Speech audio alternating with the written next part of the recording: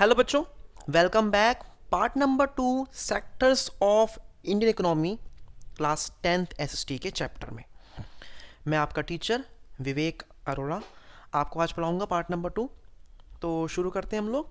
तो आज का टॉपिक हमारा है employment of people in different sectors. यानी कि हमारा प्राइमरी है, हमारा सेकेंडरी है और हमारा टर्शरी है।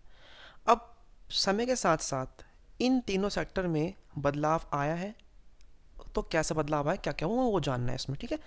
सो इन इंडिया, भारत में देखो, लाइन टू लाइन पढ़ रहे हैं। हर पॉइंट हमको समझना है। जहाँ पर ज़रूरत होगी एक्सप्लेन करने की, वहाँ पे आपको एक्सप्लेन भी करूँगा। जहाँ पे होगा शॉर्ट में, आपको मैं शॉर्ट में कराऊंगा। ठीक है। So in India there has been a change in share of 3 sectors in GDP. भाई, जीडीपी की बात, जीडीपी के अंदर इन तीनों सेक्टर के जो ना शेयर है, ठीक है ना, वो अब थोड़ा सा चेंज हो रहा है। लेकिन जो एम्प्लॉयमेंट का शेयर है उसमें बदलाव नहीं आ रहा है। अब आप बोलोगे क्यों नहीं आ रहा है? ठीक है, क्योंकि देखो, क्योंकि आज के टाइम पे हमारे इंडिया में, आज के टाइम मतलब मैं आज से अगर 20 साल पहले की बात करूं, तो सेकेंडरी और टर्शियरी सेक्टर के अंदर ज़्यादा जॉब्स नहीं थी। लोग ज़्यादा वर्क प्राइमरी सेक्टर में ही कर रहे थे। पहले की बात करें, so more than half of working population are engaged in primary activities, mainly agriculture. लोग मतलब पहले नहीं थे। देखो, ये तो आज के बाद, अगर हम लोग 2024 की बात करें, तो अब शिफ्ट हो रहा है हमारा इंडिया किसमें, टर्शरी की तरफ ज़्यादा हम लोग शिफ्ट हो रहे हैं आपका। ठीक है। सो अब एक वर्ड है जो पता होगा आपको, एक होता है एम्प्लॉयमेंट। एम्प्लॉयमेंट का मतलब बेटा होता है रोज़गार। जो बंदा काम कर रहा है ना, उसको बोलते हैं उसके पास रोज़गार है। और एक होता है अनएम्प्लॉयमेंट, यानी बेरोज़गार। जिस बंदे के पास कुछ काम नहीं है करने को, उसको हम लोग बेरोज़गार बोलते हैं, अनएम्प्लॉयड बोलते हैं। और ये जो चीज़ है उसको हम लोग बोलते हैं बेरोज़गारी। तो इन्हीं शब्दों से एक शब्द निकला है, अंडर एम्प्लॉयमेंट क्या होता है। ठीक है बच्चों, अंडर एम्प्लॉयमेंट क्या होता है, या फिर डिस्गाइज्ड एम्प्लॉयमेंट क्या होता है। दोनों सेम ही है, दोनों में डिफरेंस कुछ नहीं है। पहले हम लोग एग्जांपल देखते हैं। मैंने सपोज़ किया कि एक खेत है, एक फार्म है। उस फार्म में सारा काम करने के लिए 3 लोग काफ़ी हैं। क्या है? 3 लोग इनफ है उस खेत में काम करने के लिए। लेकिन उस खेत में काम 6 लोग कर रहे हैं। मतलब 3 लोग क्या कर रहे हैं, एक्स्ट्रा काम कर रहे हैं। ये 3 अगर हट भी जाते हैं तो काम पे कोई फ़र्क नहीं पड़ने वाला। तो ये जो 3 लोग हैं, ये जो चीज़ फेस कर रहे हैं उसको बोलते हैं अंडर एम्प्लॉयमेंट या फिर डिसगाइज एम्प्लॉयमेंट। देखो क्यों बोलते हैं, देखो, when more people work than actually needed. जब जितनी नीड है उससे ज़्यादा लोग काम कर रहे हैं, ठीक है ना, तो जो एक्स्ट्रा लोग काम कर रहे हैं उनका जो एनर्जी है, उनकी जो कैपेबिलिटी है, वो ख़राब जा रही है ना। ठीक है। So when more people work than actually needed and everyone work less than their capacity and also earn less. अब जो 3 लोग ये एक्स्ट्रा काम कर रहे हैं, इनकी जो क्षमता है उससे कम काम कर रहे हैं, उससे कम पैसा कमा रहे हैं ये। इसी सिचुएशन को बेटा हम लोग अंडर एम्प्लॉयमेंट कहते हैं। बेटा क्या बोलते हैं इसको? अंडर एम्प्लॉयमेंट इसको कहते हैं। डिसकाइंड, अब ये जो ना बेरोजगार राज्य जो है, ये छुप जाती है। क्यों? क्योंकि देखो, हमको लग रहा है ना कि सब काम कर रहे हैं यार, 6 लोग काम कर रहे हैं, बट नहीं। अगर वो 3 लोग जो एक्स्ट्रा एक्स्ट्रा काम कर रहे हैं ना, अगर वो हट भी जाते हैं तो भी कुछ फर्क आपका नहीं पड़ने वाला। तो ये क्या होता है, ये जो होती है बेटा, is hidden in contrast to someone who does not have a job. अब जो बंदा घर बैठा है, इसके पास काम नहीं है, वो विजिबल होता है कि भाई ये तो अनएम्प्लॉयड है। ठीक है। इसलिए इसको हम लोग डिसगाइज्ड एम्प्लॉयमेंट भी कहते हैं। क्यों? क्योंकि यहाँ पे दिखता नहीं है, यहाँ पे लगता है सब हम लोग रोजगार, काम, अपना काम कर रहे हैं। ठीक है। अब बेरोजगारी जो मुद्दा है, यानी कि जो प्रॉब्लम है बेरोजगारी की, बेरोजगारी कह लो या अनएम्प्लॉयमेंट कह लो, इसको हमें रिमूव करना है, इसको हमें हटाना है। तो इसको हम कैसे हटाएंगे? हम इसको हटाएंगे अभी ज़्यादा रोज़गार देके। अब सवाल है कि ज़्यादा रोज़गार कैसे आया जाए, यानी कि how can we create more employment. ज़्यादा रोज़गार कैसे जनरेट किया जाए? क्योंकि देखो, अगर आप चीज़ों को जनरेट नहीं करोगे तो डेफिनेटली सी बात है भैया, ऑब्वियस बात है, देश में आपकी बेरोज़गारी होगी ही होगी। बिना बेरोज़गारी, अगर बेरोज़गारी होगी तो लोग ढंग से काम आपका नहीं कर पाएंगे आपका। ठीक है।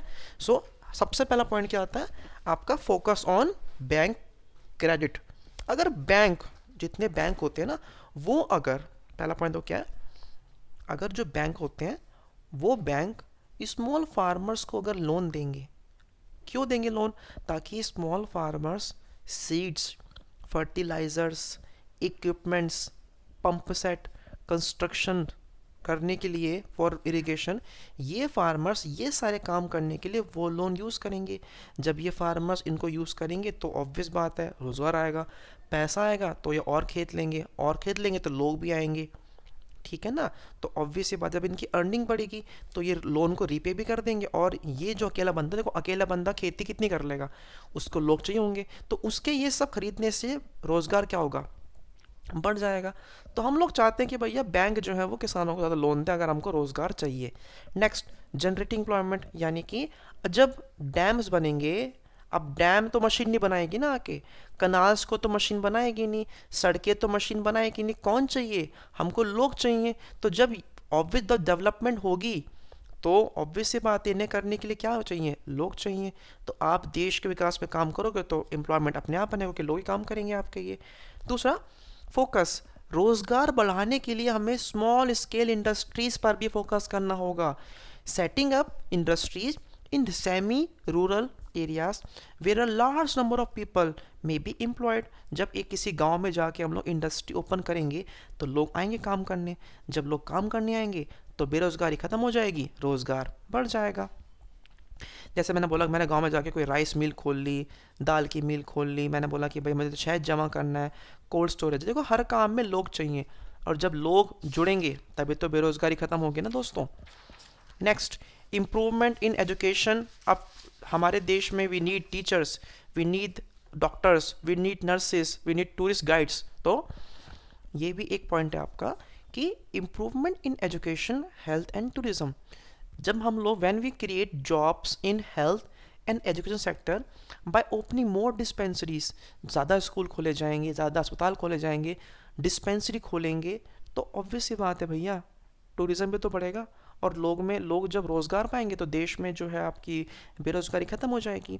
नीति आयोग ये कहती है कि एजुकेशन सेक्टर में पोटेंशियल है 20 लाख जॉब प्रोड्यूस करने का, और टूरिज्म में है 35 लाख जॉब्स को प्रोड्यूस करने का इनमें क्षमता है। नीति आयोग की फुल फॉर्म, ये फुल फॉर्म पूछ सकते हैं आपसे 1 मार्क में। So national institution for transforming India, ठीक है, नीति आयोग, ठीक है बच्चों। तो ये बेटा हमारा क्या है, ये बेटा हमारा था कि how can we generate employment. ये क्वेश्चन की वेटेज है 3 या 5 मार्क्स की आपके एग्जाम्स में। नाउ सेक्टर 2 तरह के होते हैं। आपने सुना होगा कि लड़का तो सरकारी नौकरी वाला है, यानी कि नौकरी पक्की है, यानी कि ऑर्गेनाइज्ड है, बंदे को टाइम पे सैलरी, छुट्टी, वैकेशंस, पीएफ सब कुछ मिलेगा। और हम बोल रहे हैं लड़का तो भैया कॉरपोरेट मजदूर है। क्या है, लड़का तो कॉरपोरेट मजदूर है, मतलब यहाँ पे तो गारंटी नहीं है।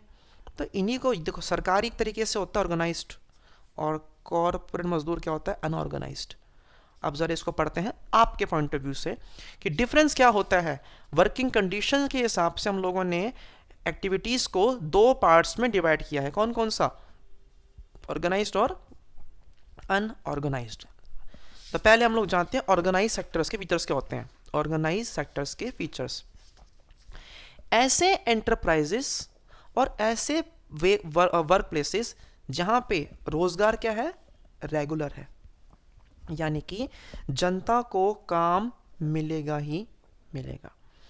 ये जो जगहें होती हैं ये रजिस्टर होती हैं गवर्नमेंट के द्वारा, और ये जो संस्थाएं हैं जो जहाँ पे ये प्लेसेस हैं काम की, ये गवर्नमेंट द्वारा दिए गए रूल्स को फॉलो भी करती हैं। जैसे कि फैक्ट्रीज एक्ट हो गई, मिनिमम वेजेस एक्ट हो गया, पेमेंट ऑफ ग्रेचुटी एक्ट हो गया, एक्सेट्रा एक्सेट्रा। यानी कि जो संस्था, जो एंटरप्राइज सरकार की बातों को मान रही है तो वो ऑर्गेनाइज सेक्टर में इंक्लूड हो जाती है, ठीक है ना। अब आप बोलोगे सर इनको ऑर्गेनाइज क्यों बोलते हैं, या तो पूछेंगे आपसे फीचर्स ऑफ ऑर्गेनाइज सेक्टर, या बेटा पूछेंगे आपसे कि why organise sector is important in India, या कहीं पर भी वो ज़रूरत क्यों है, और इस चीज़ों को, ऐसी जगहों को हम लोग क्यों बोलते हैं। क्यों इसलिए बोलते हैं क्योंकि ये लोग ना कुछ फॉर्मल प्रोसीजर्स और कुछ फॉर्मल प्रोसेस फॉलो करते हैं।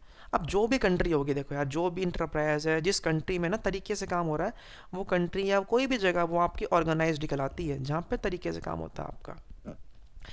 इस सेक्टर में वर्कर्स के पास जॉब सिक्योरिटी होती है, उनके जो काम करने घंटे होते हैं वो फिक्स होते हैं, ठीक है, और अगर वो ज़्यादा काम करते हैं तो उनको ओवर टाइम भी मिलता है रहता है आपका ये, ठीक है।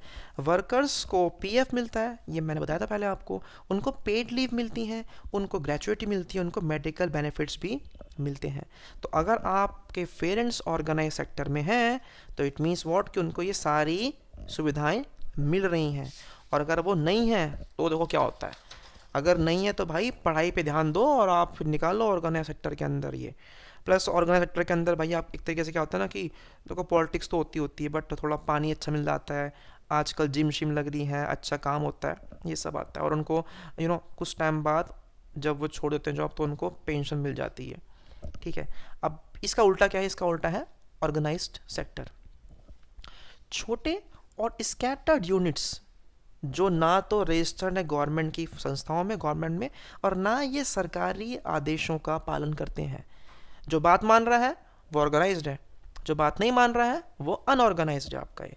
यहाँ पे सैलरी कम होती है, फैसिलिटी नहीं मिलती है, पेड लीव नहीं मिलती है, काम करने की कंडीशंस पुअर होती हैं, जॉब सिक्योरिटी नहीं होती है, एम्प्लॉयमेंट इरेगुलर होता है आपका। साथ ही साथ में यहाँ पे लोग कहते हैं ना, this sector consist of large number of self employed individuals. लोग, बहुत से लोग क्या करते हैं, स्मॉल जॉब्स कर रहे हैं, ठीक है ना। This include street vendors, repair worker and farmers. अब बेचारों के पास इनके स्किल नहीं है ना, तभी तो ये कर रहे हैं ऐसा काम। इनके पास अगर स्किल होती तो डेफिनेटली भाई ये लोग तो इस सेक्टर में नहीं होते। तो इन लोगों की देखो सेफ्टी भी करनी है हमको भाई, और अनऑर्गेनाइज सेक्टर में लोग जो है इनकी तो हमें सेफ्टी भी करनी है ना। तो क्वेश्चन इज दिस कि how can we protect them, कैसे कर सकते हैं। देखो इनके दो तरीके होते हैं इनको प्रोटेक्ट करने के। We can protect workers in organise sector, वैसे कैसे, in rural areas. Farmers can be supported through adequate facility. अगर सरकार इनको फैसिलिटी दे, कैसी कैसी, इनको सीड्स मिले टाइम पे, डिलीवरी हो जाए सीड्स की, बीजों की, एग्रीकल्चर इनपुट्स मिले टाइम पे, उधार मिल जाए, स्टोरेज मिल जाए और मार्केटिंग आउटलेट्स मिल जाए, अगर इनको ये सब मिल जाएगा सो डेफिनेटली भाई ये भी ऑर्गेनाइज्ड वे में काम करेंगे। अगर हम अर्बन एरियाज़ की बात करें, यहाँ पे स्मॉल स्केल इंडस्ट्रीज सेटअप हो जाएं, जो भैया गवर्नमेंट को जो रॉ मटेरियल उगता है, जो मार्केटिंग होती हैं, उसको ज़्यादा हेल्प करें। मतलब अगर आप गवर्नमेंट की हेल्प करोगे तो गवर्नमेंट आपकी हेल्प करके करेगी। तो ये दो तरीके होते हैं अनऑर्गेनाइज सेक्टर में वर्कर्स की सेफ्टी करने के।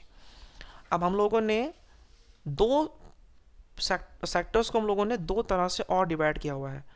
ओनरशिप के बेसिस पे, ओनरशिप के बेसिस पे जो होते हैं सेक्टर्स वो दो तरह के होते हैं, पब्लिक सेक्टर और प्राइवेट सेक्टर। देखो स्कूल सरकारी भी हैं, स्कूल प्राइवेट भी हैं, लेकिन सरकारी स्कूल में और प्राइवेट स्कूल में फ़र्क क्या है ये आप सभी जानते हो, ठीक है। हॉस्पिटल्स गवर्नमेंट भी हैं और प्राइवेट भी हैं, दोनों में डिफरेंस क्या है आप सभी जानते हो। तो जब कोई सेटअप गवर्नमेंट करती है पब्लिक वेलफेयर के लिए तो वो चीज़ पब्लिक सेक्टर में होती इंक्लूड। यानी कि पब्लिक सेक्टर क्या होता है, पब्लिक सेक्टर इंक्लूड्स सर्विसेज जो कि आपकी एक तरीके से फ्री होती हैं या सस्ते रेट पे होती हैं, ठीक है, सस्ते रेट पे होती हैं। जैसे कि मैंने बोला इंडियन रेलवेज या फिर पोस्ट ऑफिस में इसको आपको इंक्लूड कर देते हैं। नेक्स्ट बेटा आपका आता है प्राइवेट सेक्टर। अब पब्लिक सेक्टर किसके लिए काम करता है भैया, ये तो वेलफेयर के लिए काम करता है पब्लिक के लिए, लेकिन प्राइवेट सेक्टर प्रॉफिट के लिए काम करता है। In this sector ownership of assets and delivery of services is in the hands of individual और प्राइवेट कंपनीज। या तो कोई बंदा अकेला काम कर रहा होगा या कंपनी काम कर, जैसे कि मैंने बोला आपका टिस्को है, रिलायंस हो गया आपका। Activities in the private sector are aimed at earning profit. देखो वही बात आ गई है। तो पब्लिक सेक्टर ये सब इंक्लूड करता है, सस्ते रेट पे करेगा या फ्री कर देगा, जनता की भलाई के लिए काम करता है, सब कुछ सरकार ओन करती है। और प्राइवेट इसका बेटा उल्टा होता है आपका ये, ठीक है। नेक्स्ट, अब हमारे देश की तरक्की में discuss the role of public and government sector in developing our nation या इन प्रोवाइडिंग एम्प्लॉयमेंट। ये क्वेश्चन कैसे पूछ सकते हैं आपसे, सवाल देखो ये पूछ रहे हैं कि हमारे देश में इनका रोल ज़्यादा है या नहीं है।